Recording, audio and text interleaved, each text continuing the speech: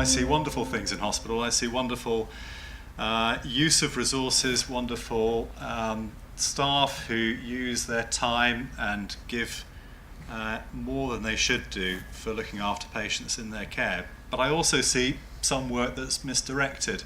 I see examples of people working in ways that aren't necessarily meeting the needs of the patients that they're looking after. And perhaps we manage them worse than if they'd stayed at home. I've lost track of the number of times I've sat through a whole afternoon in the outpatient clinic and at the end of it thought, I haven't actually examined anyone. The reason for coming to clinic was because they needed a conversation and a review of their medication and a discussion about how we should plan their investigations and their treatment. But all of that could have taken place over the phone. And to me, value is the essence of this in a way. Value is the best outcome at the lowest cost. NHSI's got a very nice definition of waste. It says anything that improves patient care and experience is adding value. Anything else is waste. There's a quote from David Meats from Canterbury. He says that the biggest waste that we have in our health system is patients' time. So a lot of the waste that we build into our systems is making patients do things that they don't need to do. The approaches to value are numerous. We've got NHS Right to Care, we've got Getting It Right First Time, we've got Carter Report and Model Hospital, all of those looking at issues of variability, quality improvement initiatives through pathway redesign, looking at end-of-life care, looking at the way that we manage patients through lots of different pathways. A focus on patient safety, which is crucial. We've got projects that tried to identify ways of building decisions around care, asking patients whether they're happy to take risks, what they want in terms of investigations. Sometimes management tools have been used. Lean approaches are very current.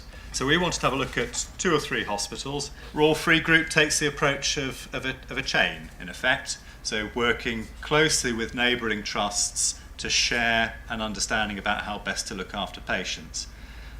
The key part of this, in my mind, is the clinical practice groups, so specialties in different trusts working together to understand which bits of what they're doing is best practice. So if you like, almost comparing the practice between different places and working out who's doing it best, and then making that standardised practice across different trusts. Bolton is almost at another extreme. The model that they've developed is a very small model with 2 people working in a project management office. People within the hospital are encouraged to come up with quality improvement programmes as a way of delivering better care, but also as a way of trying to save money. And even small projects, maybe £90 or £100 savings, run through this project management office. But equally much bigger projects, maybe £100,000 saving, go through it. And they've been able to show quite carefully and quite well that there are strengths in such a small and concentrated resource of people supporting other people to help make these decisions. Bradford's model is not a big overarching plan. What they found was that they had a pocket of really good practice within their service. They had a ward that was running a virtual ward. So the elderly care ward realised they didn't need to keep patients in hospital in order to manage their care. They could arrange for some investigations to be done as an outpatient, and then they could review the patient virtually by ringing them at home. It's not a new or a unique model, but what Bradford have done well is they've implemented this across their trust, and they've set themselves the ambition to become a virtual hospital as much as they possibly can. So any services that don't need to be run with a patient staying overnight in hospital aren't. So looking across the board at these 3 examples, all of them showed benefits. But it's quite hard to define the endpoints. It's quite hard to demonstrate which bits of these service redesign have actually caused the improvements that have been found. Common factors across the 3 sites: clear strategy, strong, stable leadership, commitment to delivering a programme over a long period of time.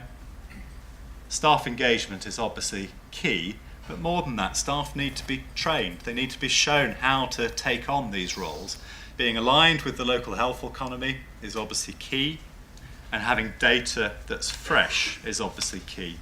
And I hope what we've seen with this value programme is ways in which the theories of improving the value are starting to be demonstrated in practice. Thank you. Thank you very much, Matthew.